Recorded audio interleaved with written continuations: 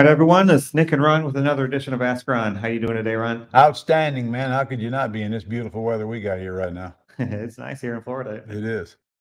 All right. Well, we got a few questions this week. First of which is from Angel in Connecticut. Angel? Angel says, "Hi, Ron. What type of entity or trust should we use to take title to a personal vehicle? And how do we prevent our personal name from being listed on registration to protect our privacy?" Well, I take title in a personal property trust, but I'm going to tell you, Angel, you're going to have trouble with the DMV on that. And if you've got an LLC that doesn't have a lot of other assets, LLC is clearly understood by the DMV and anybody else involved. So again, I use a personal property trust, but not without getting grief from and if you're going to use a personal property trust, which is right on a Go Club site, you better make sure that when you insure it, the car. Well, let me back up a little. If you got a loan on the car, you're not going to put it in a personal property trust. So it only applies if you're paying for the car. If you're not paying for the car, you're going to have to most likely have to put it in an LLC or in your name if you got a loan on it. Lenders probably will finance it in an LLC, but you'll still have to personally guarantee that debt. And that is your next best choice. But if you put it in a personal property trust, that name of that trust has got to be right there on the title now, right there on the title, like John Brown, trustee of the Corvette Trust or whatever it is. It may not even be worth your trouble to do that. So do you have an LLC? If you don't, you might even want to get one and go ahead and title it to the car just for that reason, so your name's not on record. However, keep in mind now, if you're the one driving the car, they're going to come after you personally, regardless of how you own that car. All right. Next question is from Tony and Angie in Ohio. Mm-hmm. They say, when we are talking with the seller of a pretty house and they don't want to do terms, and we ask them, if I pay you all cash and close quickly, what's the least you can accept? And then, of course, I ask, is that the best you can do?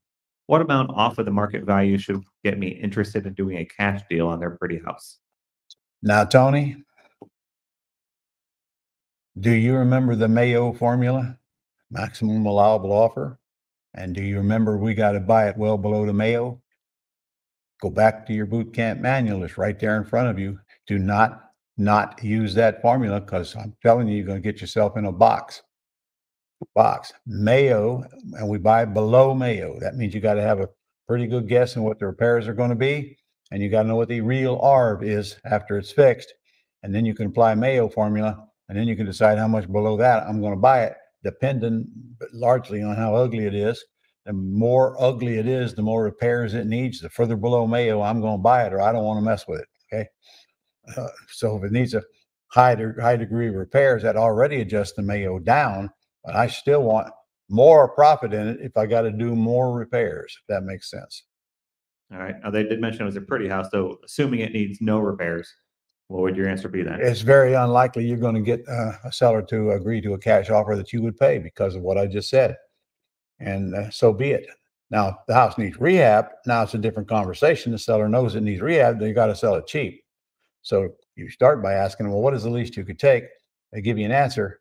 And by that time, you should have a pretty good idea of what the Mayo formula is on it and how close you are to getting to somewhere that you can accept. Don't try to avoid the Mayo formula if you're paying cash. I'm telling you, it'll trip you up. However, don't apply the Mayo formula to terms deals either. Okay. It only applies to cash deals. All right. Second question from Tony and Angie. I take all new information through your filter. I know that in the case of Mayo, we can adjust up to 80% for houses over $300,000. Okay. I heard recently in my RIA group that because of demand, the general percentage has gone up to 75%. What are your thoughts on this? The 80% only applies if it's over 300. So what do you mean it's gone up to 75%? I think he means that your normal 70% below 300 has gone up to 75% at his RIA group. I don't care what his RIA group says. If it's below 300, my Mayo is ARV minus repairs times 70%, no exceptions, period. Cheaper the house, the less dollar spread you got, the harder, easier it is to get into trouble if things go wrong. Have it R times 70% minus repairs. Well, you know, if they want to pay that, great. Now you got people to sell it to when you buy it at the right price. All right. And third question from Tony and Angie. When calculating spendable dollars from the non-refundable option deposit and monthly payment, how much should we set aside specifically for reserves? Oh, probably 10% of your option deposit on every house, and you put it in a separate account and put right on the check, escrow account, so you won't be tempted to spend it. It's not your money. The house is going to want it back sooner or later. Christopher from Georgia. I'm looking at a lakefront property acquisition, which will be a full rehab project or tear down and start from scratch with a couple 100 feet of lakefront. I am brand new. What would be the better exit? To wholesale it, Airbnb, long-term rental? Well, first of all, you said that it's going to tearing it down might be the thing. I assume it's in poor condition. So Airbnb or long-term rental, neither one are available unless you want to buy it and renovate it. Wholesaling is probably the smartest move on the limited information that I've got here. I remember Jay Connor's first deal was a piece of land on a marsh. He netted 225 grand on it after one of my mentors told him, get that thing out and don't throw it away. He's about ready to throw it away. So I don't have the rest of the facts on it, but of course, wholesaling is always your easiest way out.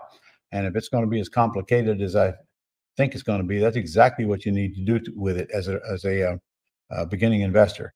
Honestly, in my opinion, if you're just coming into the world of real estate, the last thing you need to do is rehab anything. Come learn how to make the easy money. And then if you want to rehab some along the way, great. Rehab is where the costly entanglements are. And it's the part of the business that's the easiest to get tripped up in and make mistakes and learn some bad lessons. I'll tell you what, to avoid that, you just come let me train you and you understand what I'm talking about, because a good part of my quick start school is about rehabs. And Jay Connor and I filmed Two Uglies and Two Pretties in his city, and you'll see what a rehab looks like. You'll see what all went into doing a rehab and what that stuff costs.